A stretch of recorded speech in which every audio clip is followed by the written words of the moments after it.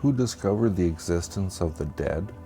Everyone knows the name of Antonia Simone, but the exact circumstances of her discovery are wildly varied.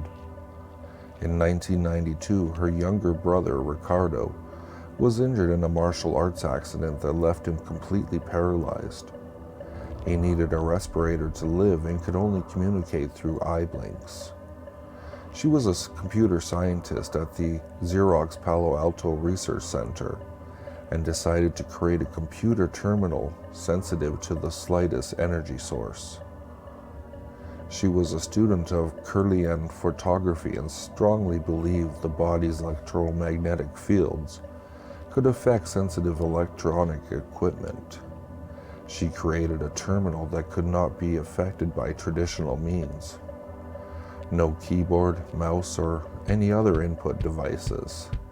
A veritable black box. Miss Simone was devoted to her brother and tried for years to make a computer terminal that would allow her brother to communicate naturally. Distraught over the failure of her terminal, which she thought would free thousands of similar affected people, she killed herself by hanging. When the paramedics found her body days later, there on a computer screen was the message, "What took you guys so long?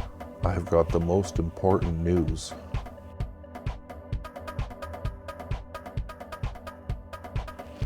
My sister always screams in the middle of the night, horrible, blood-curdling screams, and I cannot get her to stop.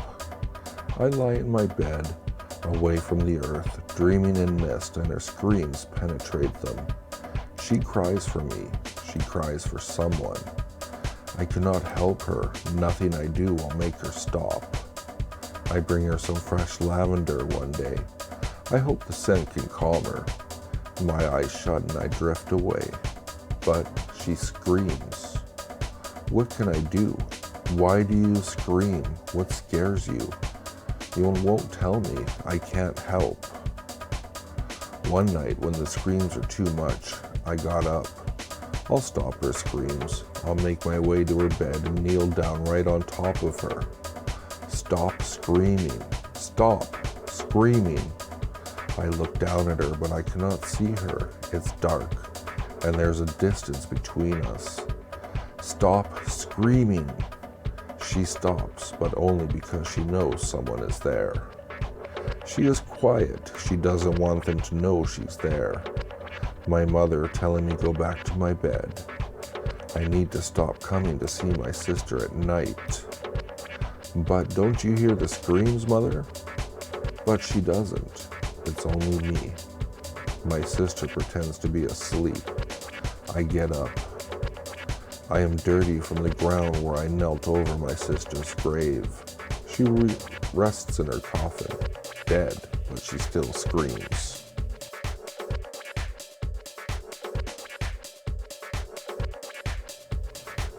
I woke up in a dark room. There was just one lit area and one chair. I sat down in the chair to catch my breath, although I'm not sure what made me run out of breath in the first place. I couldn't remember how I got in there, but I had a feeling I was going to be stuck for a while. Once I caught my breath, I began searching the room for an exit. The first thing I would have to do would be to find a wall so that I could find a door. I began walking in one direction in hopes of running into the wall. I walked into the darkness and I shouldn't have done that. Suddenly, I felt an extreme chill. I was colder than I'd ever been in my entire life now, and I was overcome with an absolute sadness, hopelessness, and depression. I kept on walking, tears welling up in my eyes and feeling like falling to the ground and crying until I died of exhaustion. I suddenly saw a familiar single-lit area and chair. I ran toward it and embraced its warmth. The sadness was gone and I suddenly got wet, as if ice was melting off of me.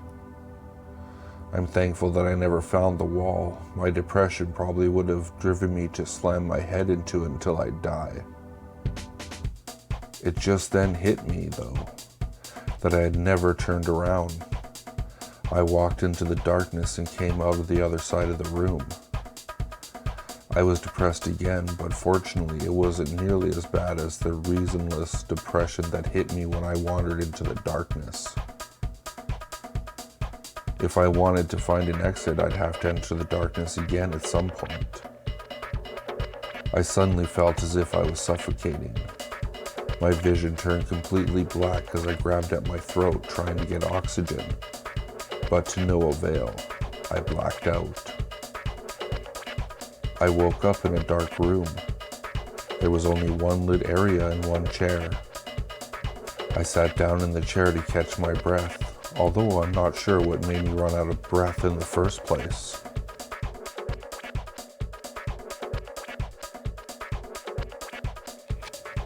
It is estimated that at any given moment, somewhere between 5 and 10% of what is in your field of sight is shadow. Darkness, isolation, the unknown. Imagine how it would be to live in these stagnant, dreary parts. In that crevice between the bookshelf and the wall, that gap between the wardrobe and the floor. To live surrounded by a crushing, overwhelming sense of darkness and nothingness. To know that this is your place and always will be. To be left alone, unable to escape. No companionship but your blackest thoughts. Would the darkness consume you? Or would you search for a way out? To somehow live in the brightness? No wonder when I lie in bed awake at night, the house begins to creak and starts to come to life. No wonder that in this dark time I feel the presence of eyes scouring over me. No wonder we hear so many stories of those who die in their sleep. For in this time, the unknown rules over all, and I don't think the light of your monitor is enough to keep away that thing that just moved by your right foot.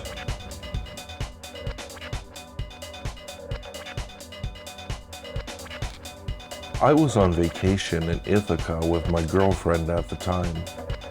We had literally, I'm just talking about 10 minutes, gotten into town and stopped at a suspension bridge near Cornell's campus. She's terrified of heights, and so I was coaxing her step by step over the bridge. It was gorgeous, and we stopped at the middle to take a picture. On the side we had come from, there was a parking lot with steps leading to the bottom of the gorge.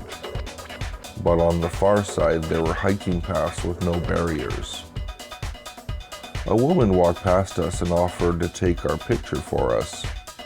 We declined, and she smiled and walked quickly to the far side of the bridge, where she smoothly jumped off into the gorge. There was not a second of hesitation. It was almost like she expected the path to keep going. The sound of a person hitting the ground from a jump like that sticks with you.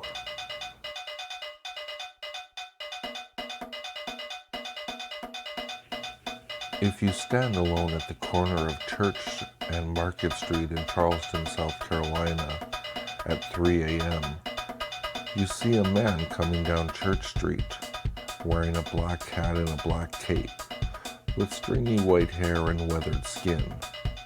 He'll stop at one of the two corners directly across from where you're standing and start to walk the corner directly opposite from where he is standing. When he reaches about halfway, which is dead center of the intersection, and nobody else has arrived, he'll stop, turn, and look directly at you. If you do not blink for roughly 20 to 30 seconds, he'll tip his hat to you and walk along his way, disappearing into the dark shadows of the trees that line the streets. Nobody knows what happens if you follow him. If you do blink before he tips his hat, the very first thing you will see is the man standing directly in front of you. He'll grin maliciously at you and draw a blade hidden in the shaft of his cane and slash you across your throat. But you will not feel a thing. You will, however, pass out and remain in a comatose state until the sun rises over the horizon. For the next 6 nights, you will have a reoccurring dream of the man walking down the street, appearing suddenly before you and slashing your throat. On the 7th night, the events will replay the same up until he stops in the middle of the intersection. At this point, he'll say, "It's been fun playing with you, boy, but now it's time for you to go. Don't ever let me see you again." He'll then tip his hat and walk away before you wake up. Nobody knows what happens if you visit the corner a second time.